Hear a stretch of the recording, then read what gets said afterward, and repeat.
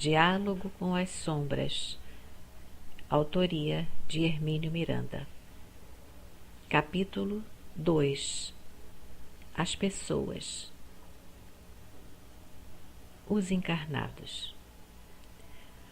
O trabalho do grupo mediúnico se desdobra simultaneamente nos dois planos da vida, num intercâmbio tanto mais proveitoso quanto melhor for a afinização entre os diversos componentes encarnados e desencarnados.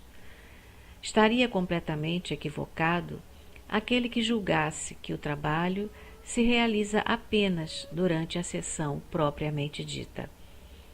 É ocupação que toma 24 horas por dia. Muito do que conseguimos obter em hora e meia ou 2 horas de sessão depende de inúmeras tarefas preparatórias desenvolvidas em desdobramento durante a noite e complementadas posteriormente. Além do mais, não podemos esquecer-nos de que os espíritos dispõem de maior liberdade de ir e vir do que nós. Eles nos vigiam, nos observam, nos seguem por toda parte, na intimidade do lar, no escritório, na rua, nos restaurantes, nos cinemas. Nosso procedimento é minuciosamente analisado com espírito crítico e quase sempre impiedosamente pelos companheiros invisíveis que, ainda desarmonizados, procuram por todos os meios descobrir os nossos pontos fracos para nos mostrarem que somos tão imperfeitos e pecadores quanto eles mesmos, e que, no entanto, nos arvoramos em santarrões de fachada durante as 2 horas da sessão.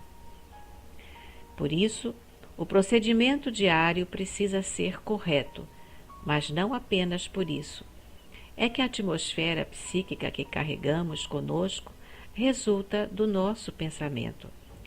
Somos aquilo que pensamos, como dizia tão bem o sensitivo americano Edgar Cayce. E isto, que era apenas uma afirmativa de caráter teórico, está hoje perfeitamente documentada através da câmara de Kirlian, que capta na chapa fotográfica o espetáculo colorido e movimentado que se desdobra na áurea dos seres vivos. Ainda não estamos, ao escrever esta página, em condições de conferir cientificamente e documentadamente as observações dos videntes do passado quanto à interpretação dos fenômenos luminosos produzidos na aura ou na região perispiritual do ser. Lá chegaremos, não obstante, e haveremos de nos certificar de que a aura do ser pacificado difere muito em forma, cor e movimento da que circunda a pessoa desequilibrada, colérica, ciumenta, sensual, agressiva. Cada atitude mental imprime à aura suas características, da mesma forma que a gradação espiritual é facilmente identificável pela aparência visual do espírito desencarnado. Um amigo meu e confrade muito inteligente certa vez escandalizou seus ouvintes numa palestra pública, declarando que tinha medo de morrer.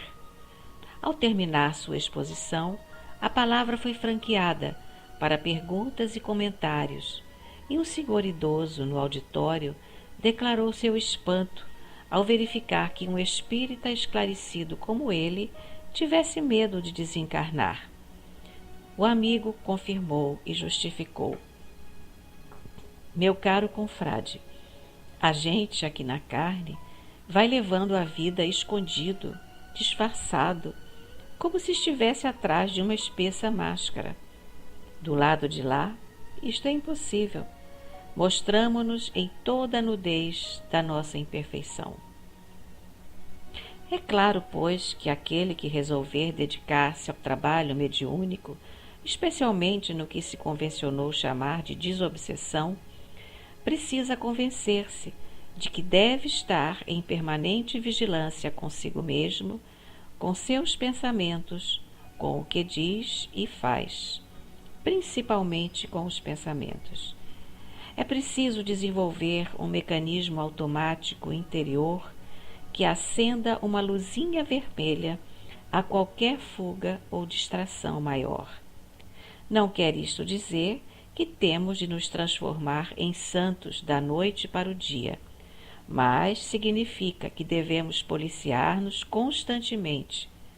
Não vamos deixar de ter as nossas falhas, mas estaremos sempre prontos a advertir-nos interiormente e a reajustar a mente, que com a maior facilidade pode levar-nos a escorregões de imprevisíveis consequências.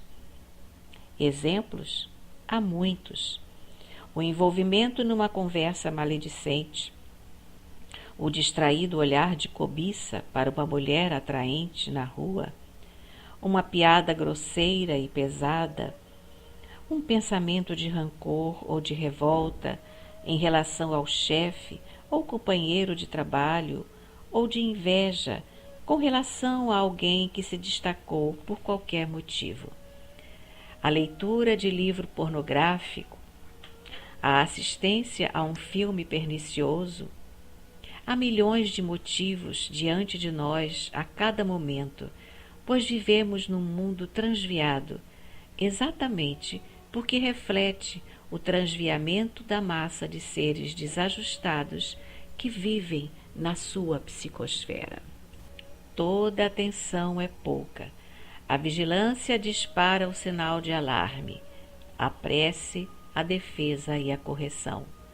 Ninguém precisa chegar, porém, aos extremos do misticismo, a ponto de viver rezando pelos cantos, de olhos baixos pela rua, temendo o contágio com os pecadores. Também somos pecadores no sentido de que todos trazemos feridas não cicatrizadas, de falhas clamorosas no passado mais distante e no passado recente.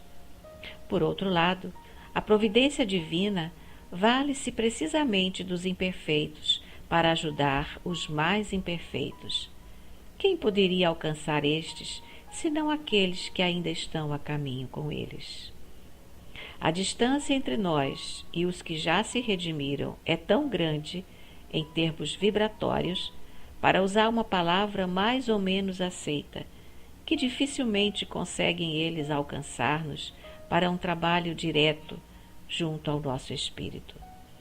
O mesmo princípio opera, aliás, nos fenômenos de efeito físico.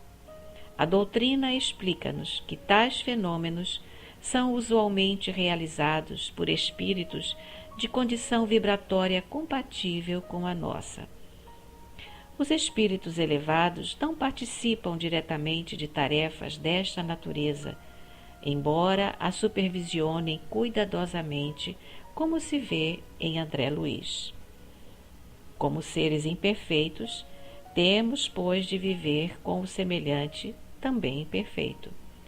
Não há como fugir de ninguém e isolar-se em torres de marfim, mosteiros inacessíveis, grutas perdidas na solidão. Nosso trabalho é aqui mesmo, com o homem, a mulher, o velho, a criança, seres humanos como nós mesmos, com as mesmas angústias, inquietações, mazelas e imperfeições. O que enxerga um pouco mais ajuda o cego, mas talvez este disponha de pernas para caminhar e pode assim amparar o coxo. E quem sabe se o aleijado dispõe de conhecimento construtivo que possa transmitir ao mudo. Este um dia no futuro voltará a falar para ensinar e construir. Somos, pois, uma tremenda multidão de estropiados espirituais, e a diferença evolutiva entre nós aqui na Terra não é lá grande coisa. Vivemos num universo inteiramente solidário, no qual uns devem suportar e amparar os outros, ou, na linguagem evangélica, amar-nos uns aos outros. Não é difícil e é necessário. E como? Daí a recomendação da vigilância. Não é que tenhamos que nos isolar numa redoma ou numa couraça para nos defender dos párias que nos cercam por toda parte. Será que ainda não descobrimos que somos párias também? A vigilância é para que fiquemos apenas com os males que nos afligem intimamente e façamos um esforço muito grande para nos livrarmos deles. Ai de nós, porém, se as deficiências que carregamos somarmos as que recebermos por contágio espiritual.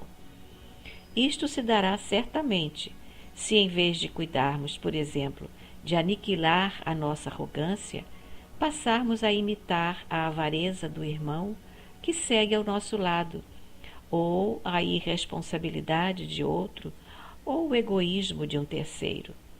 É nesse sentido que deve funcionar o mecanismo de advertência. Já bastam as nossas mazelas. Para que captar outras que infelicitam os companheiros de jornada?